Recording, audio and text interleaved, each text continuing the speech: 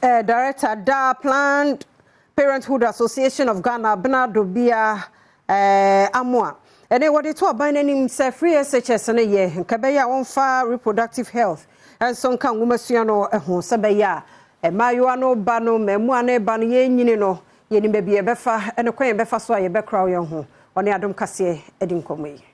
Saa dwumadi da baako ene wodi si honom a wo ma ensɛmtrɔfo akwanya ema wonum ehunu ekwan a mfire beburu aduonum nie no Planned Parenthood Association of Ghana etwa wonti afre wonum PPAG no aye wonum adwuma ensɛmtrɔfo ekɔbɔntoa ewo miamia bi te sɛ ayaresabia youth center ene contact center ya ewo emia hodo a ewo man mu Abna Edubia executive director ewo PPAG woni amane boni enkomotwetwe mu ene wodi tu just say free SHS ya reproductive health education enimu bie no eni mfaso bia esan say emabunu enya empemu nkitaho mu nimdie bia the sente betima mprimanyi san akosoro e bewi akire no de nsunsan so obone e ba beja sa free SHS dwumadie no punto bia no ye manipa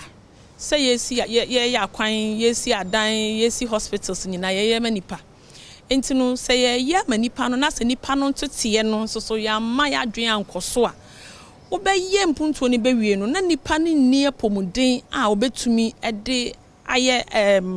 I take advantage of those things. Enti free SHS no ya de boa mebum se be yombeko school na o ma bebo bra papa da achi obenya adwuma papa aye da achi na o ma beboa o mayi mpunto na so se nemu ntete no ene emu enkobo no se ya ntimi ni o ma nka ne ye ne ya nkyere o ma sudi a ede ene nsunsuanso ede ba ama omo so ansi omadwen mu pise ne ye betwen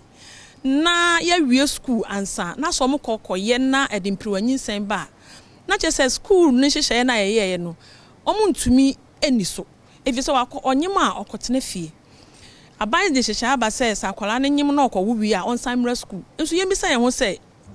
emaya no modudu osen ena etimi san ko school no